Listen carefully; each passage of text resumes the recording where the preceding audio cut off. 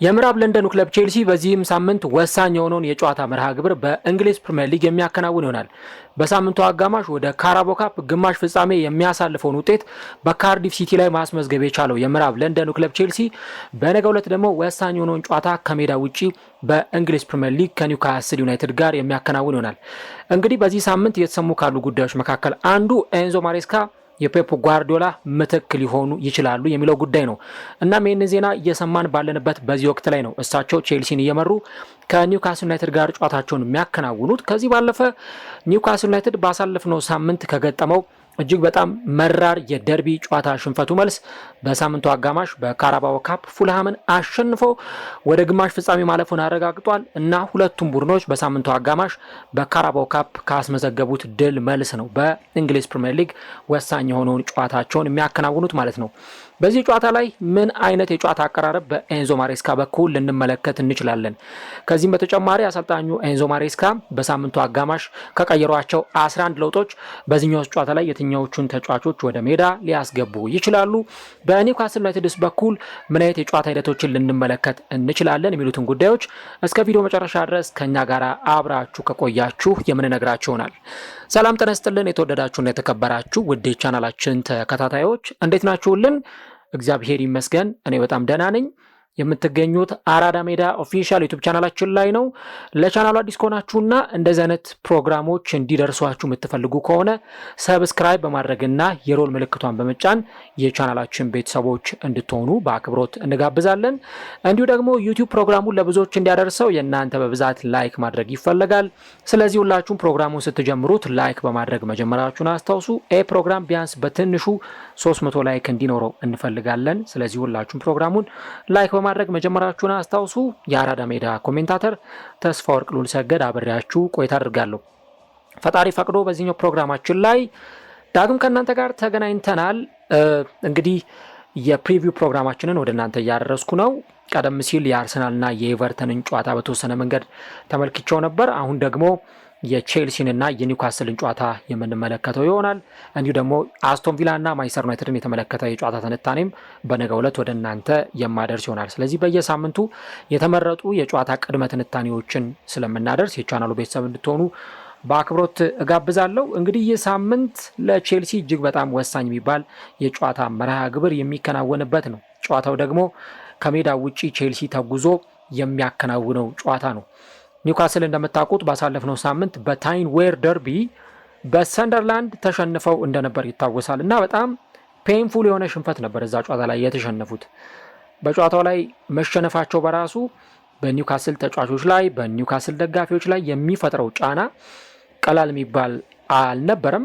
እንዲሁ ደግሞ የተሸነፉት ደርቢ ብቻ መሆኑ አይደለም። ኢቭን ጨዋታውን የተሸነፉበት መንገድ ራሱ በጨዋታው ላይ ብልጫ ተወስዶባቸውም ጭምር ነበርና ለኒውካስል ደጋፊዎች ጥሩ ሳምንት አላሳለፉም። ነገር ግን በሳምንቱ አጋማሽ ደግሞ እንደገና ወደ አሸናፊነት ወደ ድል ተመልሰዋል። ኦፕታ ሱፐር ኮምፒውተር የማሸነፍ ግምቱን የሰጠው ለኒውካስል ዩናይትድ ነው። 42% ኒውካስል ይህን ጨዋታ ያሸንፋል የሚል ግምት ሰጥቷል። ለምንድን ነው ኒውካስልን የገመተው የሚለውን ነገር እሱ ካቀረባቸው ዳታዎች ተነስቼ የምነግራቸው ይሆናል። የራሴንም ግምት ማስቀመጥ ይሆናል። በአንጻሩ ቼልሲ 31.4% የማሸነፍ ግምት ሰጥቻለሁ ብሏል ኦፕታ ሱፐር ኮምፒውተር። እንግዲህ ይህ ጨዋታ በሁለቱ ቡድኖች በኩል ሲደረግ የማሸነፍ ግምቱ በኦፕታ ሱፐር ኮምፒውተር በኩል የተሰጠው በዚህ መንገድ ነው። ቼልሲ ባለፉት ጨዋታዎች ላይ እንደተመለከተ ነው በተለይም ከሜዳ ውጪ ባደረጋቸው 5 ጨዋታዎች ላይ በ4ቱ ክሊንሺት ይዞ የወጣ ቡድን። ስለዚህ ምናልባትም ደግሞ እዚህኛውም ጨዋታ ላይ ክሊንሺት ይዞ ለመውጣት የበለጠ ከፍተኛ ግምት እንድንሰጠው የሚያደርገን ነው። በባለፉት ተከታታይ ከሜዳ ውጪ ባደረጋቸው ጨዋታዎች ላይ ቼልሲ ጥሩ ክሊንሺት የማስመዝገብ ሪከርድ አለው። ያንን ደግሞ ክሊንሺት የማስመዝገብ ሪከርዱን እስከ የትኛው ጊዜ ድረስ ሊያስቀጥለው ይችላል የሚለውን አብረን እናያለን። ግን የቡድኑ መከላከል ቢያንስ በተወሰነ መንገድ እየተሻሻለ መምጣቱን፣ በተወሰነ መንገድ የመከላከሉ መዋቅር ጥሩ የሆነ መምጣቱን የሚነግረን ወይም የሚጠቁመን ነው። ከሜዳው ውጪ እንግዲህ ከዚህ ቀደም ከቦርንመዝ ጋር ነጥብ ተጋርቶ ሲወጣ እንደዚሁ ምንም ግብ አልተቆጠረበትም። ከዚህ በተጨማሪ ደግሞ ከበርንሌይ ጋር በተደረገው ጨዋታ ላይ ጎል ሳይቆጠርበት እንደወጣ እናስታውሳለን። ከቶተናም ጋር በተደረገው ጨዋታ ላይ እንደዚሁ ቼልሲ ግብ ሳይቆጠርበት ነበር የወጣውና ምናልባት ተከታታይ በሚባሉ ጨዋታዎች ላይ ክለቡ ጎል ሳይቆጠርበት የመውጣቱ ነገር በጣም ጥሩ የሚባል ነው። ከሊድስ ዩናይትድ ጋር በተደረገው ጨዋታ ላይ ነው ቼልሲ ግብ ኮንሲድ ሲያደርግ የተመለከት ነው። እንዲሁ ደግሞ ከኖቲንግሃም ፎረስት ጋርም በተደረገው ጨዋታ ቼልሲ ግብ አልተቆጠረበትም። ስለዚህ ቼልሲ ከኖቲንግሃም ጋር በተጫወተበት ጊዜ እንዲሁ ደግሞ ከኖቲንግሃም በተጨማሪ ያው የወልቭሱ ጨዋታ እንዲሁ ደግሞ በሜዳው ስታንፎርድ ብሪጅ ላይ የተደረጉ ጨዋታዎች አይቆጠሩም። የወልቭሱ የካራቦ ካፕ ጨዋታ ነው። ሌሎቹ ደግሞ ከነ አያክስ ጋር የተደረጉት ከሰንደርላንድ ጋር የተደረጉ እንዲሁ የካራባጉም ጨዋታ ቻምፒየንስ ሊግ ጨዋታዎች መሆናቸውንም እና የፕሪሚየር ሊጉ ቼልሲ በስታንፎርድ ብሪጅ ያደረጋቸው ጨዋታዎች መሆኑን ማስታወስ ይኖርብናል። ግን በኖቲንግሃም ፎረስት ጨዋታ፣ በቶተንሃም ሆትስፐርስ፣ በበርንሌ እንዲሁ ደግሞ በቦርንመዝ በእነዚህ በአራቱ ጨዋታዎች ላይ ቼልሲ ከሜዳ ውጪ ጎል አልተቆጠረበትም እና ጥሩ የሚባል ሪከርድ ነው ሊባል ይችላል። ከዚህ በተጨማሪ ግን አንቶኒ ጎርደን እና ብሩኖ ጊማሬሽ በሜዳቸው ባደረጓቸው ያለፉት ሁለት ጨዋታዎች ላይ ጎሎችን ማስቆጠር የቻሉ ተጫዋቾች ናቸው። ስለዚህ ለኒውካስል በተለይም ደግሞ ያለፉት ጨዋታዎች ላይ የእነዚህ ተጫዋቾች ሚና እጅግ በጣም ከፍተኛ እንደነበር መረዳት በጣም አስፈላጊ ጉዳይ ነው የሚሆነው። በደረጃ ሰንጠረዡ ላይ ቼልሲ አሁን 4ኛ ደረጃ ላይ ተቀምጧል። ጥሩ ደረጃ ላይ ነው ቼልሲ የተቀመጠው። እውነት ለመናገር ስቴብል የሚሆንበት ደረጃም ባይሆን ያው በደረጃ ሰንጠረዡ ላይ በጥቂት ነጥቦች ልዩነት ነው ተለያይተው የተቀመጡት። ለምሳሌ ማንቸስተር ሲቲ 34 አለው፣ ቪላ 33 አለው። ሁለቱ ቡድኖች አሁን ተያይዘዋል። ከዛ ቼልሲ 28 ነው፣ ፓላስ 26 ነው፣ ዩናይትድ፣ ሊቨርፑል፣ ሰንደርላንድ እነዚህ ቡድኖች 26 ነጥብ አላቸው። ስለዚህ ቼልሲ ከዚህ ፕሬዠር ለማምለጥ ያለው ብቸኛው አማራጭ እንዲህ አይነቶቹን ጨዋታዎች እያሸነፈ መውጣት ብቻ ነው። ምናልባት አንድ ቡድን ከነዚህ ካሉት ውስጥ አንድ ቡድን ነጥብ ሲጥል ደረጃውን ዝቅ የማድረግ ሁኔታ ይገጥመዋል። ሲያሸንፍ ደግሞ ደረጃውን የበለጠ ከፍ የሚያደርግበትን እድል ያገኛል ማለት ነው። ስለዚህ ቼልሲ በዚህ ጫና ውስጥ ላለመውደቅ እያንዳንዶቹን ጨዋታዎች ማሸነፍ ይጠበቅበታል። ከመሪው አርሰናልም ቼልሲ የራቀ ቡድን አይደለም። ምክንያቱም በዋንጫ ፉክክር ውስጥ በደንብ ቼልሲ አሁንም እንዳለበት በተከታታይ ጨዋታዎች ላይ ምናልባትም ከዚህ በኋላ በሚደረጉ ጨዋታዎች ላይ በደንብ ልንመለከት እንችላለን። ቼልሲ እንግዲህ 28 ነጥቦችን ነው ያስመዘገበው በ16 ሳምንታት ውስጥ። አርሰናል ደግሞ እንደዚሁ 36 ነጥቦችን አስመዝግቧል። በእንግሊዝ ፕሪሚየር ሊግ የደረጃ ሰንጠረዥ አናት ላይ ተቀምጦ የሚመራው ቡድን በዚህ የደረጃ ሰንጠረዥ ላይ ነው የተቀመጠው እና በሁለቱ ቡድኖች መካከል ያለው የነጥብ ልዩነት 8 ነው። ስለዚህ አሁንም ቼልሲ በቅርብ ርቀት ሆኖ የፕሪሚየር ሊጉን መሪ እየተከተለ ያለበትን ሂደት ነው እየተመለከትን የምንገኘው። እንግዲህ ባሳለፍነው ሳምንት ቼልሲ ወሳኝ የሆነ ድል አስመዝግቧል ኤቨርተንን በማሸነፍ እና እዚህኛው ጨዋታ ላይ ደግሞ የሚያስመዘግቡ ውጤት በራሱ በጣም በጉጉት የሚጠበቅ ነው። ቼልሲ በሁሉም ውድድሮች በ4 ጨዋታዎች ላይ ውጤት ሳያስመዘግብ እንደቀረ እና ደግሞ አሰልጣኙ ኤንዞ ማሬስካም የሰጡት አስተያየት ለብዙዎቹ የመነጋገሪያ ርዕስ ፈጥሮ እንደነበር ይታወሳል። ቼልሲ በሊድስ ዩናይትድ እንዲሁ ደግሞ በአርሰናል ከቦርንመዝ እና ከአታላንታ ጋር በተደረጉ ጨዋታዎች ላይ 3 ነጥብ ይዞ ለመውጣት በጣም ተቸግሮ ነበረ እና ኤቨርተንን ካሸነፈ በኋላም የቼልሲ አሰልጣኝ ኤንዞ ማሬስካ ሲጠየቁ ያለፉት 48 ሰዓታት ለእኔ ጥሩ አልነበሩም፣ ምክንያቱም ድጋፍ እያገኘው አልነበረም የሚል አስተያየታቸውን ነው ሲሰጡ የነበሩትና እንዲህ አይነት ሁኔታዎችን ነው እንግዲህ ስንመለከት የነበረው አክቹሊ በአሰልጣኙም በኩል ቢሆን ግን ከዛ በኋላ ደግሞ እንደገና በካራቦ ካፕ አሸንፈው በ18 ወራት ውስጥ ለሶስተኛ ጊዜ ወደ ግማሽ ፍጻሜ የሚያሳልፋቸውን ውጤት አስመዝግበዋል። በሳምንቱ አጋማሽ አሌያንድሮ ጋርናቾ 2 ጎሎችን አስቆጥሯል እና በጣም ምርጥ ምሽትን ነበር ያሳለፈው። በተለይ አሌያንድሮ ጋርናቾ ወደ ቼልሲ ሲመጣ ከሚጠበቅበት ነገር አንጻር እንዲህ አይነት ምሽቶች ላይ አንጸባራቂ ጊዜን እንዲያሳልፍ አንጸባራቂ የጨዋታ ዕለቶችን እንዲያሳልፍ ይጠበቅበታል። ያም የሆነውም ያለ ምክንያት አይደለም። ኢቭን ተጫዋቹ እንደውም ባለፈው ከቻምፒየንስ ሊጉ ጨዋታ በፊትም ሲጠየቅ ነበር እና ከዩናይትድ በመውጣቴ አልጸጸትም፣ ምንም ጸጸት አይሰማኝም። ምክንያቱም የእግር ኳስ ኬሪየርህን ህይወትህን አንድ ደረጃ ወደ ተሻለ እርምጃ ከፍ ለማድረግ ከፈለክ ቢያንስ የሆኑ ውሳኔዎችን መወሰን ይኖርብሃል እና ለእኔም ቼልሲን ለመቀላቀል ውሳኔው ያን ያክል የሚከብድ አልነበረም ብሎ ነው አስተያየቱን የሰጠው እና እዚህ የመጣሁት ማንነቴን በደንብ ላሳይ፣ ማንነቴን በደንብ ላስመሰክር ነው የሚል አስተያየት ነበር የሰጠው። ስለዚህ ከአሌያንድሮ ጋርናቾ ልክ እንደ ካራቦ ካፕ ጨዋታዎች አይነት ውጤት ቀያሪ የሆኑ እንቅስቃሴዎችን እንዲያሳይ ይጠበቅበታል። በዛ በካርዲፉ ጨዋታ ላይ ቼልሲ ጎል ይፈልግ ነበር፣ ቼልሲ ጎል እንዲያስቆጠር ይጠበቅበት ነበር። የቼልሲን ግቦች በማስቆጠር ክለቡን አሸናፊ እንዲሆን ያስቻሉ ተጫዋች እሱ ነው እና ይህን ተጫዋች በዚህ መንገድ እናነሳለን። ፔድሮ ኔቶ እንደዚሁ በዚህ ጨዋታ ላይ ግብ አስቆጥሯል። ቼልሲ ወደ ደቡብ ዌልስ አቅንቶ ባከናወነው ጨዋታ ላይ ሙሉ 11 ተጫዋቾቹን ቀይሮ ነበር ወደ ሜዳ የገባው። በባለፈው ፕሪሚየር ሊግ ላይ ኤቨርተንን ሲገጥም በነበረው ስብስብ ላይ ያልተመለከትናቸው ተጫዋቾች ናቸው በዚህ ጨዋታ ላይ ሲሰለፉ የተመለከትነው እና አሁን አሰልጣኙ በደንብ በቋሚነት ለሚጫወቱ ተጫዋቾቻቸው እድል ይሰጣሉ ተብሎ ይጠበቃል። ሞይሰስ ካይሴዶም ቅጣቱን ጨርሶ በዚህ ጨዋታ ላይ እንመለከተዋለን። ምክንያቱም በ3 ተከታታይ ጨዋታዎች ላይ እንደተመለከትነው በፕሪሚየር ሊግ ከሊድስ ዩናይትድ፣ ከቦርንመዝ እንዲሁም ከኤቨርተን ጋር በተደረጉ ጨዋታዎች ላይ ካይሴዶ አልነበረም። ኢቨን ካይሴዶ ባልነበረባቸው ጨዋታዎች ላይ ቼልሲ ለማሸነፍ በጣም የተቸገረባቸውን የቦርንመዝንና የሊድስ ዩናይትዶቹን ጨዋታዎች ስንመለከት ነበር እና ይህ ተጫዋች ወደ ሜዳ መመለስ ለቼልሲ በጣም ጥሩ ዜና ነው። የፔድሮ ኔቶን ቅድም እያነሳሁት ነበርና በጎል ማስቆጠሩ ረገድ በጣም የተዋጣለት ተጫዋች ነው። በተለይም ቼልሲ በሚያከናውናቸው ጨዋታዎች ላይ በፕሪሚየር ሊግም ይሁን ወይ ደግሞ በካራቦ ካፕ አሊያም በቻምፒየንስ ሊግ ጨዋታዎች ላይ ጎሎችን በማስቆጠር ሂደት በጣም ጠንካራ ጊዜን እያሳለፈ የሚገኝ ተጫዋች ነው እና በዚህ ጨዋታ ላይም ከሚጠበቁ ተጫዋቾች መካከል አንዱ እሱ ነው ማለት ይቻላል። እንዲህ አይነት ሁኔታዎች እንግዲህ በተለይም የቼልሲ ማሸነፍ ወደ ማሸነፍ መንገድ በደንብ በተደጋጋሚ ጊዜ መምጣት የቡድኑን ስነልቦና በደንብ ከፍ እንደሚያደርገው ሁላችንን የሚያጠራጥረን አይሆንም። ሌላኛው ከዚህኛው ጉዳይ ጋር ተያይዞ እንግዲህ አሰልጣኙ ኤንዞ ማሬስካ ካለቆቻቸው ጋር እንደም ስምምነት የላቸውም የሚሉ ሀሳቦችም ሲሰጡ ነበር። እሳቸው ለምንድን ነው ያለፉት 48 ሰዓታት ለእኔ ጥሩ አልነበሩም፣ ክለቡ ከደጋፊዎችም ድጋፍ እያገኙ አልነበረም ብለው የተናገሩት ለምንድን ነው ብለው ባለፈው ጋዜጠኞች በተደጋጋሚ አንዴ አይደለም 2-3 ሲጠይቋቸው ነበረ እና አሰልጣኙ እባካችሁ በቃ ስለ ካርዲፍ ሲቲው ጨዋታ ብቻ እናውራ፣ ስለ ካርዲፍ ሲቲው ጨዋታ ብቻ ጠይቁኝ በማለት ነበረ ጋዜጠኞችንም ምላሽ ሲሰጧቸው የነበረው።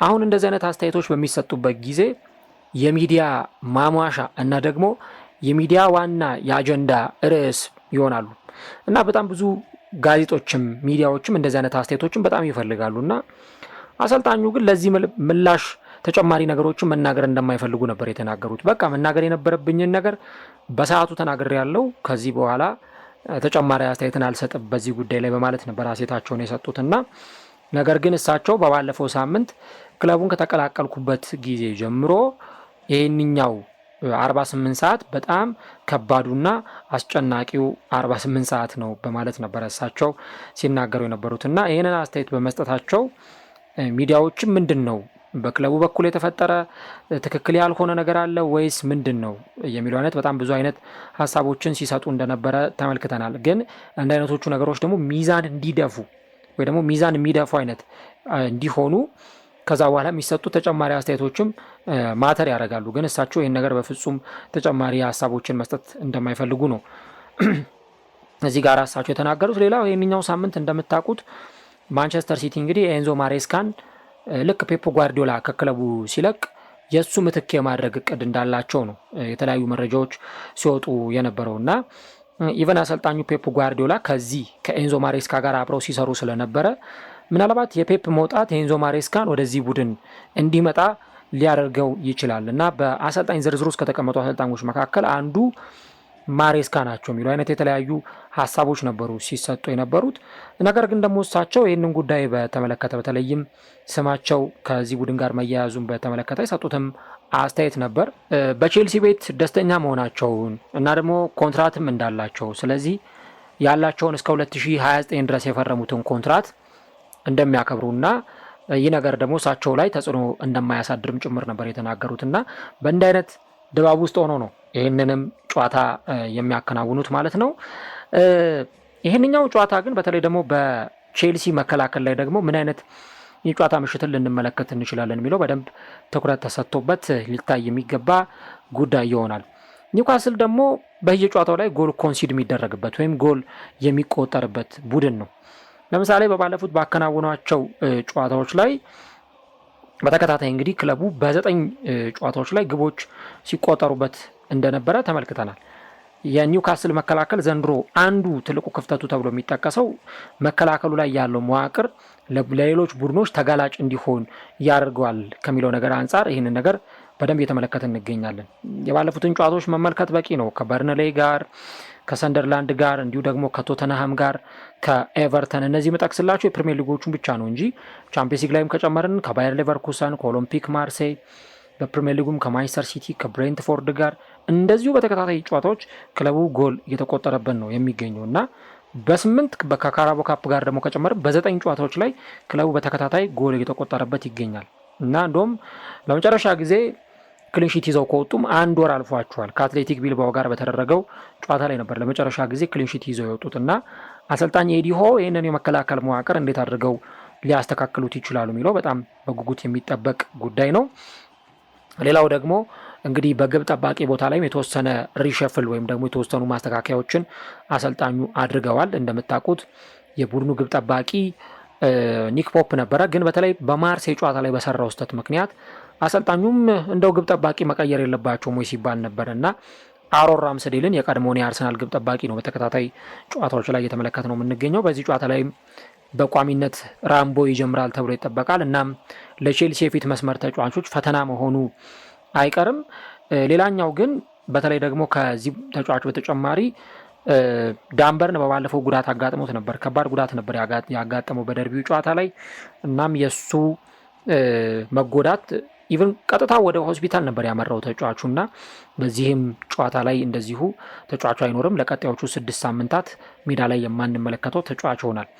ሌላው በቼልሲ በኩል በጣም ሊቆጣጠሩት የሚገባው ተጫዋች ኒክ ቮልተማደ ነው። ኒክ ቮልተማደ እንግዲህ አሁን በሌሎች በትልልቅ ክለቦች ራዳር ውስጥ እየገባ የሚገኝ ተጫዋች ነው እና ተጫዋቹ ምን ያክል በጣም ከፍተኛ የሆነ ግልጋሎትን እየሰጠ እንደሚገኝ የተመለከት እንገኛለን። በጣም ትልልቅ በሚባሉ ተጋጣሚዎችም ላይ ሳይቀር ጎሎችን የሚያስቆጥር በጣም ውጤታማ ተጫዋች መሆኑን እያየን ነው። ከቀኝ መስመር ላይ ከግራ መስመር ላይ ረጃጅም ተሻጋሪ ኳሶች አሉ። እነዛን ተሻጋሪ ኳሶች ለመጠቀም እነዛን ኳሶች በግንባር ገጭቶ ለማስቆጠር ከፊት የሚገኘው ተጫዋች ኒክ ቮልተማደ ነው እና ይሄኛውም ጨዋታ ላይ በተለይ የቼልሲን ተጫዋቾች አንድ ፈተና ላይ ይጥላቸዋል ተብሎ ከሚጠበቁ ነገሮች ውስጥ ረጃጅም ተሻጋሪ ኳሶችን የቆሙ ኳሶችን የ2 ሜትር የሚረዝመው ግዙፉ የፊት መስመር ተጫዋች ኒክ ቮልተማደ ለመጠቀም የሚያደርጋቸው ጥረቶች ናቸው እና ይህም በራሱ አንደኛው በቼልሲ በኩል ጥንቃቄ ሊደረግበት የሚገባው ጉዳይ ነው። በባለፈው ከኒውካስል ጋር በነበረው የታይንዌር ደርቢ ላይ እንዳየነው ብዙ ሙከራዎች እዛ ጨዋታ ላይ አልነበሩ። ኢቨን 11 ሙከራ ብቻ ነው እዛ ጨዋታ ላይ የተመለከተ ነው። 6 ሙከራ በኒውካስል በኩል ተሞክሯል፣ 5 ሙከራ ደግሞ በሰንደርላንድ በኩል ተሞክሯል እና የተሞከረው 11 ሙከራ ብቻ ነበረ። አጠቃላይ ደግሞ ኤክስፔክትድ ጎሉ በሁለቱም ቡድኖች በድምር 0.54 ነበር። ይሄ ምን ያሳየናል? በሁለቱ ቡድኖች በኩል አካላዊ ፍልሚያዎች እንደነበሩ፣ ጉሽሚያዎች እንደነበሩ፣ ፊዚካል ባትል በጣም የነበረበት ጨዋታ እንደነበረ የሚነግረን ነው። ያው በእርግጥ ጨዋታውም የደርቢ ጨዋታ ስለነበረ ከሜዳ ላይ የኳሱ ፍሰትና እንቅስቃሴ ይልቅ ሞር ጉሽሚያው ላይ ጥፋቱ ላይ እንዲሁ ደግሞ በሁለቱ ተጫዋቾች በኩል የሚኖረው ሰጣ ገባ ትልቁን ቦታ ሊይዝ እንደሚችል መገመት እንችላለን እና ጨዋታው እንደዛ ነበረ። አንዱም የኒውካስል ተጫዋቾች የሜዳ ላይ እንቅስቃሴ በጣም አግሬሲቭነስ የተሞላው ነው። በተለይ በኒውካስል በኩል የሚጫወቱ እያንዳንዶቹ ተጫዋቾች በጣም አግሬሲቭ ናቸው። ከባባድ ታክሎችን ነው የሚወርዱት፣ ታክለኞች ናቸው። የአየር ላይ ኳሶችን ኤሪየል ዱዌሎችን እንዲሁ የመሬት ላይ ፍልሚያዎችን ለማሸነፍ እስከ ጥግ ድረስ ነው የሚጓዙትና ምናልባት በቼልሲ በኩል ነገ አካላዊ ፍልሚያው ላይ ከባድ የሆነ የጨዋታ እንቅስቃሴ ይኖራል ተብሎ ነው የሚጠበቀው። በኒውካስል በኩል እንግዲህ ኬራን ትሪፔ እና ኢሜል ክራፍትዝ በጉዳት ምክንያት የማንመለከታቸው ተጫዋቾች ናቸው። ጀማል ላሴልስ ይሄ ግዙፉ የተከላካይ መስመር ተጫዋችና ኒክ ፖፕ ለዚህ ጨዋታ ዝግጁ እንደሚሆኑ ነው የተገለጸ ያለው እና ደግሞ ሉዊስ ማይሊ ደግሞ በሊቭራሜንቶ ጉዳት ምክንያት በቀኝ ተመላላሽ ቦታ ወይም ደግሞ በራይት ባክ ቦታ ላይ ሲጫወት የምንመለከተው ነው የሚሆነው። ያው የሊያም ዴላፕ እና የስቴቫው ጉዳት አሁንም በቼልሲ በኩል ተጠቃሹ ነው። ሁለቱ ተጫዋቾች በዚህ ጨዋታ ላይ የማንመለከታቸው ናቸው። በተለይ እንዲህ አይነት በጣም አካላዊ ጉሽሚያዎች ባሉባቸው ጨዋታዎች ላይ አካላዊ ፍልሚያዎች በሚበዙባቸው ጨዋታዎች ላይ የኮል ፓልመር መኖር እጅግ በጣም አስፈላጊና ጠቃሚ ነው የሚሆነው። በተለይ እንዲህ ካሉት ጨዋታዎች ጋር ተያይዞ የዚህ ተጫዋች መኖር በጣም ነው የሚያስፈልጋቸው ለቼልሲዎች። ምክንያቱም ተጫዋቹ ከኳስ ጋር ያለው ምቾት ስፔሶችን የሚፈጥር ነው። እነዛን ስፔሶች በመፍጠር ኳሶቹን ወደፊት ይዞ በመሄድ የተሻሉ እንቅስቃሴዎችን ለማድረግ ጥረት የሚያደርግ ተጫዋች ነውና የዚህ ተጫዋች መኖር እጅግ በጣም የሚያስፈልገውም ጭምር ነው ማለት ይቻላል። ግን ደግሞ የዚህ ተጫዋች አለመኖር በቼልሲ በኩል ምን አይነት ክፍተቶችን ይፈጥራል የሚለውን አብረን እንመለከታለን። ያው የነ ፔድሮ ኔቶ የነ ጋርናቾ በዚህ ጨዋታ ላይ የሚፈጥሩት ሚና እና የሚወጡት የጨዋታ እንቅስቃሴ ለቼልሲዎች ጎል እንዲያስቆጥሩ እጅግ በጣም የተሻለውን አስተዋጽኦ የሚያደርግላቸው ሊሆን ይችላል። ይህን ነገር እንመለከታለን። ያው አሰልጣኙ እንግዲህ በባለፈው ኮል ፓልመርን ከጨዋታ ውጭ አድርገውት ነበረ እና በየ3 ቀኑ ተጫዋቹን ለማጫወት አሁን ዝግጁ አይደለም እና ተጫዋቹን ሞር ፕሮቴክት ማድረግ አለብን፣ መጠበቅ አለብን ብለው ሲናገሩ ነበረ።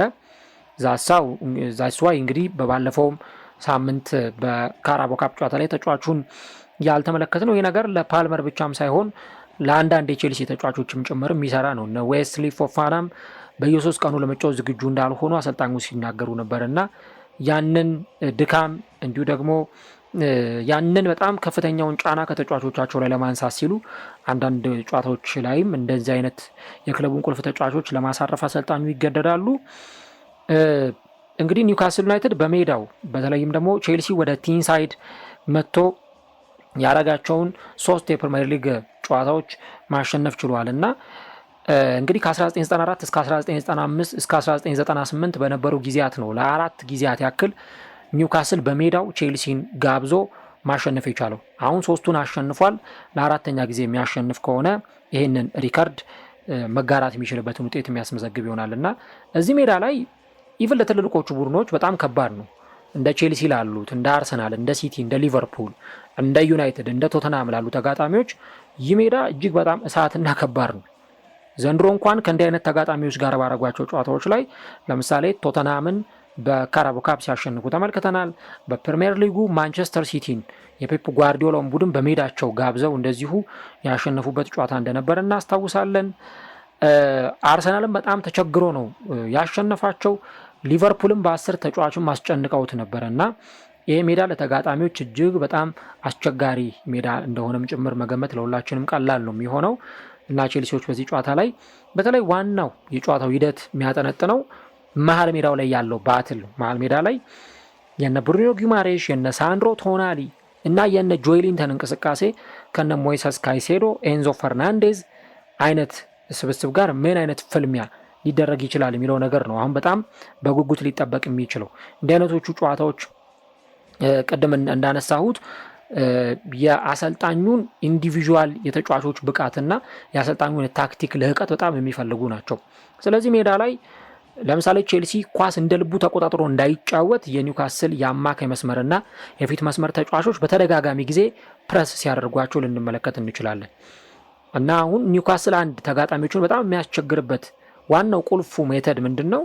በቃ ከግብ ጠባቂ ጀምሮ ኳስን በደንብ እንዳይቀባበሉ መስርተው እንዳይወጡ እነዛ ተጫዋቾች ላይ ጫና ማሳደር፣ ጫና መፍጠርና ከዛ ታክልም በመውረድ የአየር ላይ ኳሶችን በማሸነፍ ሰከንድ ቦሎችን በማሸነፍ ምቾት ተሰምቷቸው እንዳይጫወቱ የማድረግ ሁኔታ ነው። ለዛ ነው ቅድም እነ ፔድሮ ኔቶ አይነት ተጫዋቾች በጣም የግል ክህሎታቸውን መጠቀም ይኖርባቸዋል። አንዳንዴ ጎል በቡድን ህብረትም ላታገኝ ትችላለህ እና የቡድን ህብረትም ጎል ላይ ያስገኝ ይችላል። ስለዚህ በጣም የተሻሉ የሴት ፒስ እድሎችን መፍጠር ከቆሙ ኳሶች እንደነ ሞይሰስ ካይሴዶ አይነት ተጫዋቾች ከረጅም ርቀት ኳሶችን መሞከር እንዲሁ ደግሞ ስፔሶችን የመስመር አጥቂዎች እየፈጠሩ በካውንተር አታክ ወይም በፋስት ብሬክ መጫወት የተሻለ ነው የሚሆነው እና ኒውካስል በዚህ አደገኝነቱ ሊጫወት ይችላል። ኢቭን ቼልሲ ኳሱን ከያዘ ምንም እንዳትጠራጠሩ ኒውካስል በካውንተር አታክ ነው የሚጫወተው። በጣም አደገኛ የመስመር ተጫዋቾች አሏቸው። ለዛ ነው ኦፕታ ሱፐር ኮምፒውተር ይሄንን ጨዋታ ኒውካስል ነው የማሸነፍ ግምት መሰጠው ብለው ያሉት በዚህ ምክንያት ነው። እኔ በርግጥ የፋስት ብሬካቸው በጣም አደገኛ እንደሆነ አምናለሁ እና አንቶኒ ኤላንጋ እና አንቶኒ ጎርደን፣ ጆይሊንተን እና ኒክ ቮልተማደ በጣም የፋስት ብሬክ ሩጫዎችን የሚያደርጉና ለቮልተማደ ደግሞ ተሻጋሪ ኳሶችን በመስጠት ውስጥ በግንባር የተገጩ ኳሶችን የማስቆጠር ሂደቶችን ሲፈጥሩ በተደጋጋሚ ጊዜ ልናይ እንችላለን። ነገር ግን ደግሞ እኔ ይህንኛው ጨዋታ ምናልባትም ደግሞ በቼልሲ አሸናፊነት የሚጠናቀቅ አሊያም ደግሞ ምናልባት እንደው በአቻ ውጤትም የሚጠናቀቅ ሊሆን ይችላል። ኒውካስል ቅድም እንዳነሳሁት ሊያሸንፍባቸው የሚችሉ ቁልፍ ነገሮች አሉ። ምናልባትም ደግሞ ቼልሲ ኳሱን ተቆጣጥሮ የሚጫወት ከሆነ ካውንተር አታካቸው በጣም አደገኛ ነው። የቆሙ ኳሶቻቸው በጣም አደገኞች ናቸው። እነዚህን ሁኔታዎች ነው ሊጠቀሙ የሚችሉት። ግን አሁን ልክ ባለፈው ከሰንደርላንድ ጋር እንደነበረው ጨዋታ በሙከራ ረገድ በጣም አስደንጋጭ ሙከራዎችን ሲያደርግ የነበረው ሰንደርላንድ ነው። ግን ኳሱን ይዞ ሲጫወት የነበረው ደግሞ ኒውካስል ዩናይትድ ነው እና ቼልሲ ለተጋጣሚው ለኒውካስል ኳሱን ትቶ ከኳስ ጀርባ በሚደረጉ ሩጫዎች፣ በፋስት ብሬክ ሩጫዎች፣ በካውንተር አታክ እንቅስቃሴዎች ምናልባት ይህንን ጨዋታ የራሳቸው ማድረግ የሚችሉበት እድል ሊኖር ይችላል ማለት ነው። እንግዲህ በኒውካስል ዩናይትድ በኩል አሮን ራምስዴል፣ ሉዊስ ማይሊ፣ ማሊክ ቲሃው በተለይ ይሄ ማሊክ ቲሃው የተባለው የቀድሞ የኤሲ ሚላን ተከላካይ በጣም ጥሩ ጊዜ ነው በኒውካስል እያሳለፈ የሚገኘው። ፋቢያን ሻር፣ ሉዊስ ሆል፣ ብሩኖ ጊማሬሽ፣ ሳንድሮ ቶናሊ፣ ጆይሊንተን፣ አንቶኒ ኢላንጋ፣ አንቶኒ ጎርደን እና ኒክ ቮልተማደ በአሰልጣኝ ኤዲ ሆ በኩል በቋሚነት ሊጀምሩ ይችላሉ ተብለው የሚጠበቁ ተጫዋቾች ናቸው። በቼልሲ በኩል ስንመለከት ሮበርት ሳንቼዝ፣ ማሎ ጉስቶ፣ ቴርቮ ቻሎባ፣ ቤን ዋይት፣ ባዲያሺሊ፣ ማርክ ኩኩሬያ በተለይ ማርክ ኩኩሬያ በጣም ብዙ ስራ ይበዛበታል እዚህ ጨዋታ ላይ የመስመር ማጥቃቱን ከማስቆም አንጻር። በሁለቱም ፍላንኮች በኩል የሚጫወቱ ተጫዋቾች አንቶኒ ኤላንጋም አንቶኒ ጎርደን በተለይ እንደ አንቶኒ ጎርደን አይነት ተጫዋቾች በጣም ጥንቃቄ ሊደረግባቸው የሚገቡ ሁለት ተጫዋቾች ናቸውና ማርኮ ኩሬያና ማሎ ጉስቶ በዚህ ረገድ ከፍተኛ ስራን ይወጣሉ ተብሎ ይጠበቃል። እንግዲህ የነ ኤንዞ ፈርናንዴዝ እና የሞይሰስ ካይሴዶ በተለይ የመሃል ሜዳው ደጀን ከመሆን አንጻር የሚወጡት ሚና ከፍተኛ ሮል ይኖረዋል። ቅድም እንዳነሳሁት የመሃል ሜዳው ባትል ነው ትልቁን የጨዋታው ማሸነፍ ካርድ እንዲመዘዝ የሚያደርገው። እዚህ ጨዋታ ላይ መሃል ሜዳውን የሚያሸንፍ የመሃል ሜዳውን ባትል በበላይነት የሚወጣ ቡድን 3 ነጥብ ይዞ ሲወጣ እንመለከተዋለን። ምክንያቱም እዛ ቡድን ውስጥ እነ ብሩኖ ጊማሬሽ፣ እነ ጆይሊንተን እንዲሁ ደግሞ ሌላኛው ደግሞ ተጫዋች ሳንድሮ ቶናሊ አለና በጣም ገዘፍ ያሉ በአካላዊ ፍልሚያ ሌላውን ተጋጣሚ ቡድን በጣም ማስቸገር የሚችሉ ተጫዋቾች ናቸውና ኤንዞ ፈርናንዴዝ እና ሞይሰስ ካይሴዶም እንዲህ አይነት ጨዋታ ላይ በጣም ከፍተኛ ባትል እንደሚጠብቃቸውም ጭምር መረዳት ይጠበቅባቸዋል። አሌሃንድሮ ጋርናቾ፣ እንደነ ፔድሮ ኔቶ፣ ኮል ፓልመር፣ ዣኦ ፔድሮ ደግሞ እዚህ ጨዋታ ላይ እንደዚሁ በስታርቲንግ ላይን አፕ ረገድ ይሰለፋሉ ተብሎ ይጠበቃል እና እንግዲህ ፕሪዲክቲቭ ላይን አፕ ወይም ደግሞ ቋሚ 11 ይህ ሊሆን ይችላል ተብሎ ነው የሚገመተው። እንግዲህ አሰልጣኙ ደግሞ የትኞቹን ተጫዋቾች ሊያሰልፉ ይችላሉ የሚለውን ነገር አብረን እንመለከታለን። ያው ተደራራቢ ጨዋታዎች አሁንም ለቼልሲ አሉ፣ ምንም የሚያጠያይቅ አይደለም። ክለቡ ይህን ነገር ማኔጅ እንዲያደርግ ትልቅ ኃላፊነት አለበት አሰልጣኙ ኤንዞ ማሬስካ። በዛ ላይ በጣም ወሳኝ የሆኑ ጨዋታዎችን ነው ከዚህ በኋላ የሚያከናውኑት። አሁን ኒውካስልን ይገጥማሉ። ከዛ ቀጣዩ ሳምንት ላይ በዚህ ሲዝን በጣም አስደናቂ ጊዜን እያሳለፈ የሚገኘው የኡናይ ኤሜሬውን አስቶን ቪላን ነው የሚገጥመው። ከዛም በኋላ እንደዚህ 3 ቀናትን ረፍት አድርገው ከቦርንመዝ ጋር ይጫወታሉ። ከእንደገና ከ3 ቀናት በኋላ ከማንቸስተር ሲቲ ጋር በኤትሃድ ስታዲየም የሚያደርጉት ጨዋታ ይጠበቃል። እንደገና ከ2 ቀኖች ረፍት በኋላ ከፉልሃም ጋር ጨዋታውን ቼልሲ ያከናውናል ማለት ነው እና እነዚህ ቀጣይ የሚደረጉት 5 ጨዋታዎች ቼልሲ ዘንድሮ በእንግሊዝ ፕሪሚየር ሊግ ዋንጫ ላይ ይፎካከራል ወይስ አይፎካከርም፣ የፕሪሚየር ሊጉን ዋንጫ ያሸንፋል ወይስ አያሸንፍም የሚለው ነገር ላይ በደንብ ፍንጭ የሚሰጡን ጉዳዮች ይሆናሉ። ምክንያቱም ነገ ኒውካስል ነው። ኒውካስል ከባድ ተጋጣሚ ነው። ቪላ ነው። ምን ያክል አስቸጋሪ ተጋጣሚ እንደሆነ እያየን ነው። ቦርንመዝ በባለፈውም ቼልሲን ነጥብ ሲያስጥለው ተመልክተናል። ማንቸስተር ሲቲ ያው ማንቸስተር ሲቲ ነው ምንም፣ ስለዚህ ማብራሪያ መስጠት አያስፈልግም። ፉልሃምም ደግሞ ለተጋጣሚ ቡድኖች እጅግ በጣም አስቸጋሪ ነው። ፕላስ በክራቫን ኮቴጅ በፉልሃም ሜዳ የሚደረግ ጨዋታ ነው። የምዕራብ ለንደን ደርቢ ነው። ከዛ ደግሞ ቼልሲ እንደገና ሌላኛውን የምዕራብ ለንደኑን ክለብ ብሬንትፎርድን ይገጥማል ከቻርልተን አትሌቲክ ጋር ከሚያደርገው የኤፍኤ ካፕ ጨዋታ በኋላ ማለት ነው እና ከዛም ይቀጥላሉ። እንግዲህ የፓፎስ ጨዋታ ይመጣል በቻምፒዮንስ ሊጉ ከክሪስታል ፓላስ ከናፖሊ ጋር እነዚህን ከባባድ ጨዋታዎች የሚያከናውን ይሆናል እና በተለይ በፕሪሚየር ሊጉ ቼልሲ እስከ ፌብሩዋሪ መጀመሪያ ወይም እስከ የካቲት መጀመሪያ ድረስ ቀላል የሚባሉ ጨዋታዎችን አያከናውንም በእንግሊዝ ፕሪሚየር ሊግ። ስለዚህ ቼልሲ ለዋንጫ ይፎካከራል አይፎካከርም የሚለውን ነገር ለመመልከት የግድ እነዚህ ጨዋታዎች ላይ ውጤታማ ሆኖ እንደ ወርቅ ተፈትኖ መውጣት ይኖርበታል ማለት ነው እና የቼልሲን ትክክለኛ አቅም የሚፈትሹት ጨዋታዎች እነዚህ ይሆናሉ ማለት ነው እና እነዚህን ነው በደንብ ልናነሳ የምንችለው። ለማንኛውም እስቲ እናንተስ ምን ትላላችሁ? በነገው ጨዋታ ላይ ማን ያሸንፋል? ቼልሲ ከሜዳ ውጪ ተጉዞ የሚያከናውነው ጨዋታ ነው። ቼልሲ ያሸንፋል ወይስ ደግሞ ኒውካስል አሊያም ደግሞ ጨዋታው ባቻ ውጤት ይጠናቀቃል? ግምቶቻችሁን ጻፉልን። ቼልሲ ምናልባትም መሪዎቹን ለመከተል እና አርሰናልን እና ማንቸስተር ሲቲን ለመከተል የግድ ይህንን ጨዋታ ማሸነፍ ይኖርበታል። አለበለዚያ ግን የቶፕ 4 ፉክክር ላይ ነው ቼልሲ ሊቆይ የሚችለውና ይህንን ጨዋታ ማሸነፍ ለሰማያዎቹ ቼልሲዎች እጅግ በጣም ወሳኝ ነገር ነው የሚሆነው ማለት ነው። ምን ትላላችሁ? ኮሜንት ላይ የገባችሁ ሀሳቦቻችሁን ጻፉልን። የእንግሊዝ ፕሪሚየር ሊግ 17ኛ ሳምንት ነገ ጅማሬውን ሲያደርግ ምሳ ሰዓት ላይ እንግዲህ ቀን 9 ሰዓት ከ30 ማለት ነው ኒውካስል ዩናይትድ ከቼልሲ ጋር ወሳኝ የሆነውን የእንግሊዝ ፕሪሚየር ሊግ ጨዋታቸውን የሚያከናውኑ ይሆናል ማለት ነው።